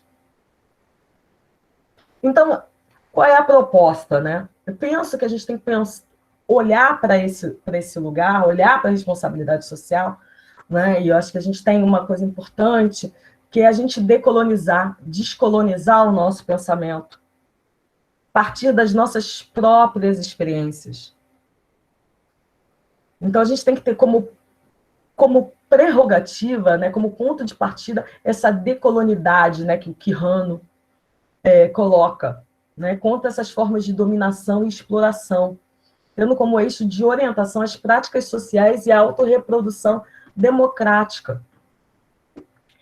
A decolonidade, né, é um tema que a gente tem muito trabalhado dentro das ciências sociais e tudo mais, é um projeto, né, e da linguística, inclusive, também, é um processo de posicionamento epistemológico político, ou seja, não dá para a gente pensar o pensamento sem pensar que ele é político também, né? Em que a modernidade eurocentrada e a sua pretensa universidade, ela é colocada em questão, né? Até que ponto você incorpora esses valores, né? E até que ponto realmente você está olhando para si. Então, e a partir daí trabalhar com as resistências dentro desse universo pluridiverso. Então, é reconhecer como se não bastasse o fato da maioria dos seres humanos já não terem alcançado o bem-estar social, eles estão sendo afetados em sua segurança, em sua liberdade e sua identidade. Ou seja, a maior parte das pessoas não tem o que comer. Além de tudo, elas têm que sobreviver com medo, uma insegurança constante, cerceados da sua liberdade, inclusive do direito muito de ir e vir, e do seu direito à sua identidade. Próximo slide. Então, a partir daí, eu começo a pensar o que poderia desenhar, e a gente pode pensar junto, isso é um razoável que eu fiz, sobre 3 eixos que eu acho que são importantes para a gente pensar numa questão de pensar uma responsabilidade social corporativa a partir de questões de um pensamento decolonizador. É a gente pensar a partir da soberania alimentar. Ou seja, a gente pensar a partir da resistência aos sistemas agroalimentares corporativos. Ou seja, a gente tem grandes empresas de comida, né, o agronegócio. Então, a gente começar a pensar a partir dessas resistências, a partir da agroecologia, da luta agroecológica, da luta por reforma agrária, da luta por formas tradicionais pela alimentação, né, a pesca artesanal, os marisqueiros, né, os catadores de caranguejo, a partir dessas resistências, a gente olhar para esses territórios a partir dessa resistência à soberania alimentar. Porque eu acho que é um eixo fundamental a gente entender a fome. Não dá para a gente conversar com as pessoas, falar de pobreza, falar disso, falar daquilo, sem falar objetivamente da fome. E de como a gente pode ser sustentável sem ficar dependendo desses grandes conglomerados de agronegócios, de indústrias alimentícias. Garantir comida para as pessoas. Então, eu acho que esse é um ponto importante. Um segundo ponto importante, próximo slide, é a luta pelos territórios e empoderamento feminino. O que a gente tem verificado muito nos estudos sociais, latino-americanos, em África e muito no Brasil, é a força das mulheres na luta por território. E um dos grandes eixos do processo decolonizador é dar voz a quem não tem voz. Então, colocar as mulheres para falarem sobre as suas representações, como elas entendem esse território, e a gente está pensando na decolonização como um processo político, né, que então ele visa ser uma perspectiva antirracista, antissexista, sim. Então é você dar voz a essas mulheres, então você dá lugar de fala. As pesquisas têm mostrado a importância dessas mulheres nos territórios, as grandes lideranças nos territórios. Se você olhar para o MAB, né, Movimento de Atingidos por Barragens, você vai ver grandes representações dessas mulheres. Então, quando você começa a construir um mundo mais equânime, quando você começa a dar voz a essas mulheres, porque o poder de decisão ainda são dos homens. Então, você não tem uma guarda compartilhada disso. E você fortalece um grupo que é socialmente vulnerável e invisibilizado.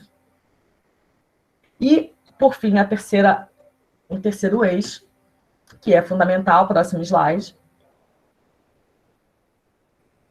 que é você realmente aprender os processos educacionais alternativos com os povos originários e tradicionais. É você entender a importância de uma ancestralidade, dos materiais e das práticas materiais e simbólicas, do conhecimento daquela localidade sobre aquele espaço, sobre aquele território, né? Reconhecer o lugar do sagrado, a história local, a valorização disso com um processo educacional alternativo que valorize essa memória e essa ancestralidade. porque senão a gente parte de novo de uma lógica pasteurizada.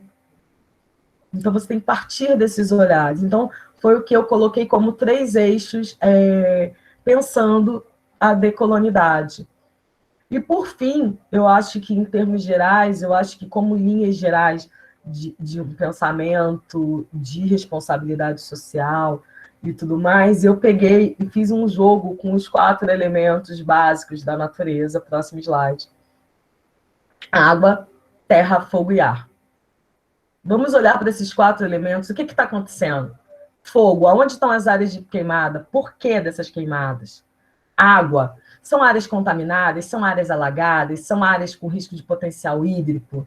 Quais são os tipos de uso da água? Né? Solo, né? Quais são os tipos de uso do solo? Quais são os conflitos de moradia e déficit habitacional? Tem luta pela terra? Tem especulação imobiliária? E ar, né? Transportes, tem possibilidades de modais alternativos, clima. Então, a partir desses elementos, a gente pensar e nortear o nosso olhar sobre RS. Então, um pouco disso é bem ensaístico, essa parte final, muito do que eu estou olhando, do que eu estou pesquisando nesse momento sobre responsabilidade social corporativa, pensando essa ideia de decolonidade. Queria agradecer a vocês, né, a oportunidade de estar aqui, dividindo com vocês essas perspectivas.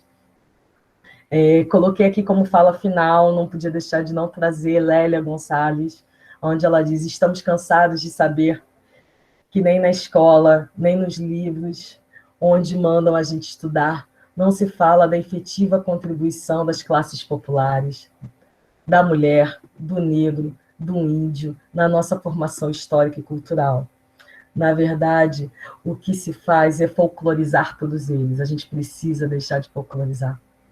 É importante a gente pensar neles como iguais, com todas as suas diferenças, e respeitar essas diferenças. Então, gente, muito obrigada. Estou muito feliz de estar aqui. Valeu mesmo. Enfim, é isso. Meu Deus, fantástico, Rita, muito obrigado. Nossa, como tudo foi perfeito, né, Tiago? Como a Ana trouxe toda essa contextualização histórica da construção dentro da responsabilidade social, e a Rita vem com esse punch do que não é tão objetivo assim, das subjetividades e desse processo que é um processo que, por fim, a gente vê que é um processo que tem que ser colaborativo e construído por todos, né? É uma sistematização, a gente vê não só do indivíduo ou de organizações, mas sim de experiências, dos atores que envolvem todos eles. Rita, muito lindo, lindo mesmo, ver também como vocês duas colocam paixão e amor no que vocês falam, e isso envolve a gente bastante. Mais uma vez, agradecer vocês por estar aqui, a gente está muito feliz. E hoje aqui, enquanto vocês estavam tendo a fala de vocês, a gente aqui no nosso grupo de organização estava pensando em fazer hoje uma pequena mudança para poder ser mais dinâmico no nosso encontro.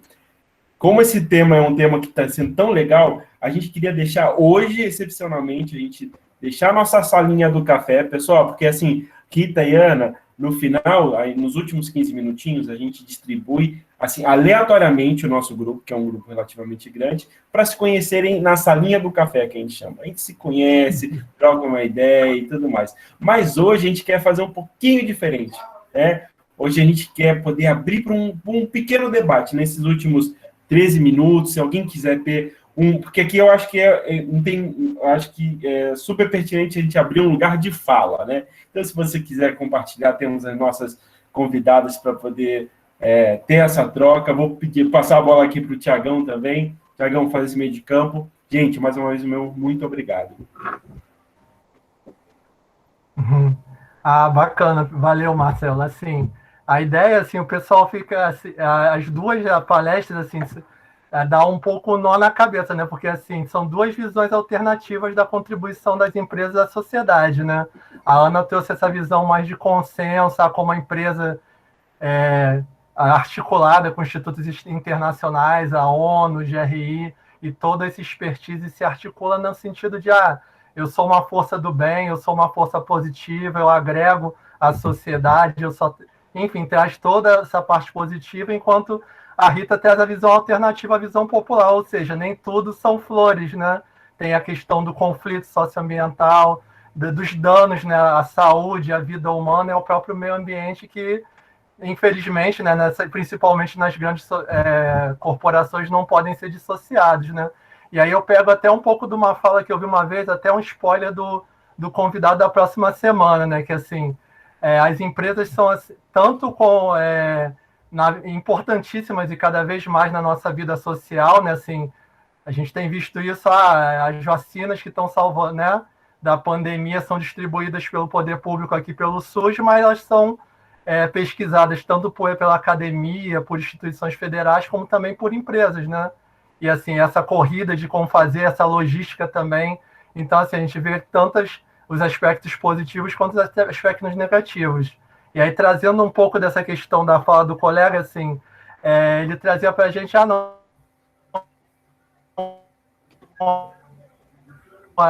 de ações culturais, de ações de empreendedorismo, como trazendo um pouco para o nosso tema, né, de negócio social. Muitas empresas investem em cadeias produtivas, de negócios, de pequenos empreendedores, de extrativismo em pequena escala, artesanal.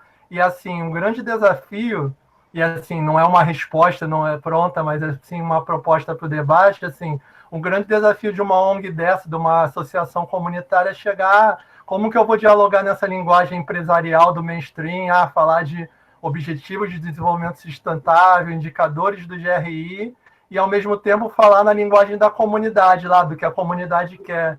E até outro desafio, até pior. E quando o que a comunidade quer vai diametralmente contra o que uma grande empresa quer, né? Então, assim, novamente, não são respostas prontas, são mais provocações no sentido que, não, a gente tenta sempre analisar, e nesse que a gente trata desse ecossistema de inovação que a gente chamou no nome do curso, como que a empresa pode tanto ser um fator de contribuição, né? Seja financeira, seja apoio logístico, a própria questão da cadeia de fornecedores de incentivo a aquisições locais pode ser um grande estopim, né, desses negócios sociais, como pode ser, inclusive, em alguns casos, uma inimiga, né? Quando chega uma empresa grande, uma mineração, um extrativismo em larga escala, e acaba com uma pesca artesanal, com uma agricultura familiar. Então, a gente fica sempre nesse meio de campo, né? Até onde vai o consenso, né, que a Ana trouxe muito bem, e até onde vai a crítica, né, que igualmente muito bem representada na fala da Rita. Então, assim, a gente fica sempre nesse desafio, e assim, não sei se alguém tem mais alguma coisa a falar, alguma experiência. Acho que tem gente até que atua em área de responsabilidade social da empresa na turma, então fica à vontade aí para abrir o microfone.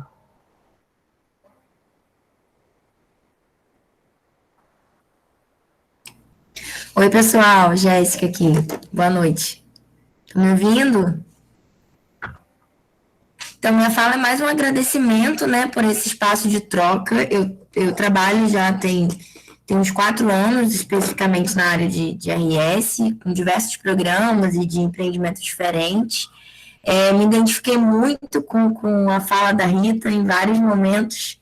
Acho que esse sentimento de quem está dentro e ao mesmo tempo está fora, né, como sujeito dessas ações. Eu venho de uma experiência, eu lembro que no meu trabalho de pesquisa eu até compartilhei um pouco disso, de falar dos meus papéis no campo. Eu venho de um processo de ser sujeita de várias ações educativas, Rita, que você citou aí, né, de projetos, das bacias, enfim, projetos de organização, projetos condicionantes, e na minha trajetória profissional eu me tornei nessa posição, né, assumir a posição do outro lado, né, de estar como empreendimento, como empresa. Eu acho que é um grande desafio falar de responsabilidade social dentro desse contexto que é totalmente novo, né, e eu queria deixar aqui mais meu agradecimento, porque eu me sinto muitas vezes, enfim, a gente se sente, né, será que eu tô no caminho certo? Eu tenho que continuar fazendo isso e tal. Então, a minha fala é mais nesse sentido de agradecer mesmo e de a gente se colocar aqui, né, com esse olhar não fechado, né, nesse contexto. É tudo muito recente, muito novo ainda. A gente assumir categorias fechadas é muito perigoso. E obrigada, é isso.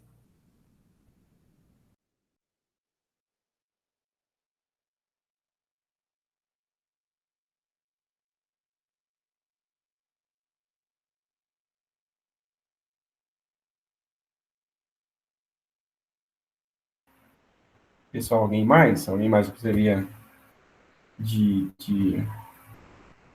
falar, compartilhar? Senão eu tenho uma provocação para as nossas. Ah, Mauana abriu, levantou a mão. Tá ótimo. Vai lá, Mauana. Na verdade, eu queria trazer, assim, de uma perspectiva de quem está lidando muito com isso, né? Com esse aspecto de... Já tive uma experiência anterior, assim, diferente disso, né?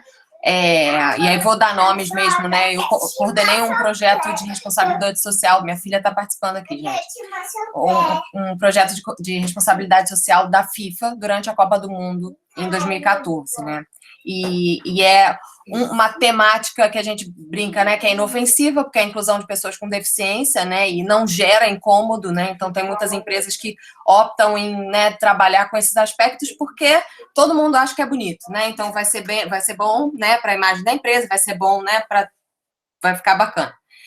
E foi muito legal, realmente foi um projeto muito legal, mas eu percebia, né, numa organização internacional, e aí, gente, não estou defendendo a FIFA de jeito nenhum, né, estou fazendo uma análise bem clara do que eu vivenciei, assim, de uma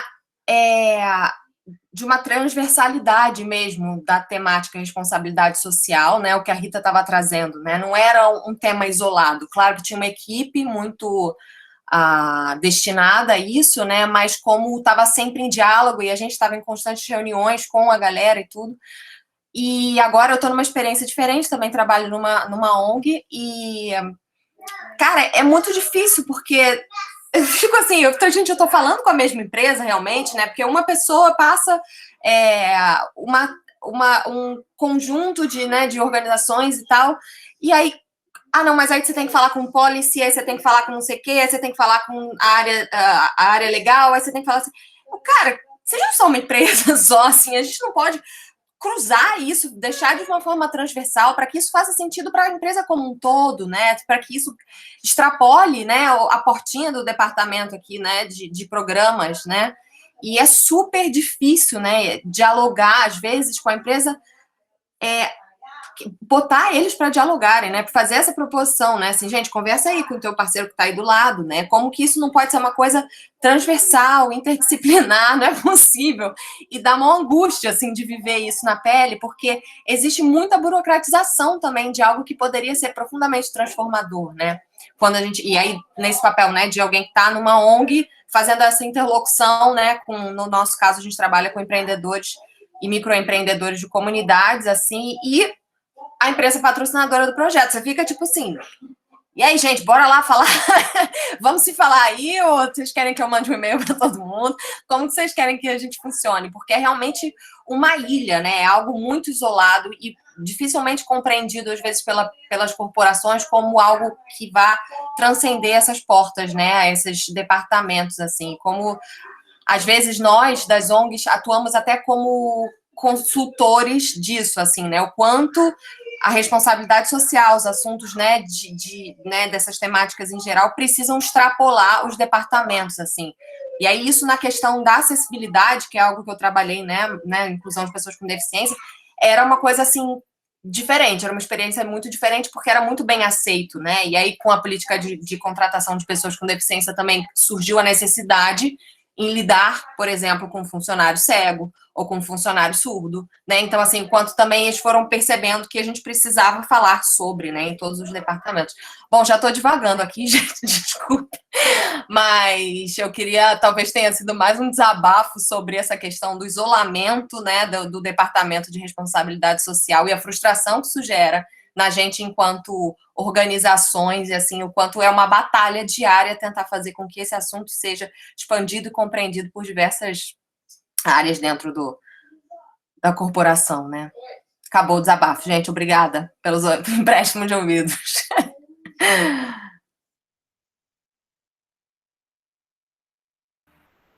Cara, sensacional, sensacional. Acho que se os nossos convidados querem contribuir alguma coisa, algum comentário nas falas das nossas colegas, deixem aberto aqui. Olha que legal. Viu? A sala do cafezinho hoje virou o rolê do cafezinho, né? Porque, pelo tamanho da sala, né? Mas vão deixando aí. Pessoal, outra coisa, o Daniel criou o nosso grupo de e-mails lá que tem trocas, né, Dani? Se quiser falar um pouquinho do nosso grupo, qualquer coisa lá a gente pode ter essas trocas de e-mails e depois fica mais fácil. Tá no mudo. Tá no mudo, Daniel. Opa, boa noite, pessoal. Eu criei esse grupo com a intenção de ampliar um pouco mais, né? Tem o drive nosso ali do Inovação Social e é um grupo de e-mails que qualquer um pode... Já está criado, caso alguém não esteja, pode botar o e-mail aqui. E todo mundo pode compartilhar alguma coisa ali para contribuir. Eu gostaria até de sugerir aqui um documentário que é Quem se Importa, da Mara Mourão. Não sei se alguém já assistiu aqui. É um documentário super interessante que na nossa área, né, nessa nossa área de estudo, e o grupo está aí. Caso falte o e-mail de alguém, é só deixar aqui. Excelente aula hoje. Gostaria de agradecer aqui. Faço da Jéssica as minhas palavras também. É isso, pessoal. Bom final de semana a todos. Bye, bye. Gente, queria britanicamente, ou não britanicamente, então latino-americanamente, vamos finalizar, porque eu, como bom latino que sou também, finalizar aqui a nossa gravação, antes e deixar registrado o meu agradecimento a cada um de vocês. Realmente, esse espaço aqui tem sido pessoalmente transformador na minha vida e no nosso grupo. A gente tinha uma intenção de gerar impacto, mas o impacto tem sido gerado em nós. Então, muito obrigado, Ana, obrigado, Rita, a cada um. Só quero deixar um aviso técnico aqui, tá? Para quem não conseguiu registrar a presença, naqueles botãozinhos aqui da enquete do nosso Meet,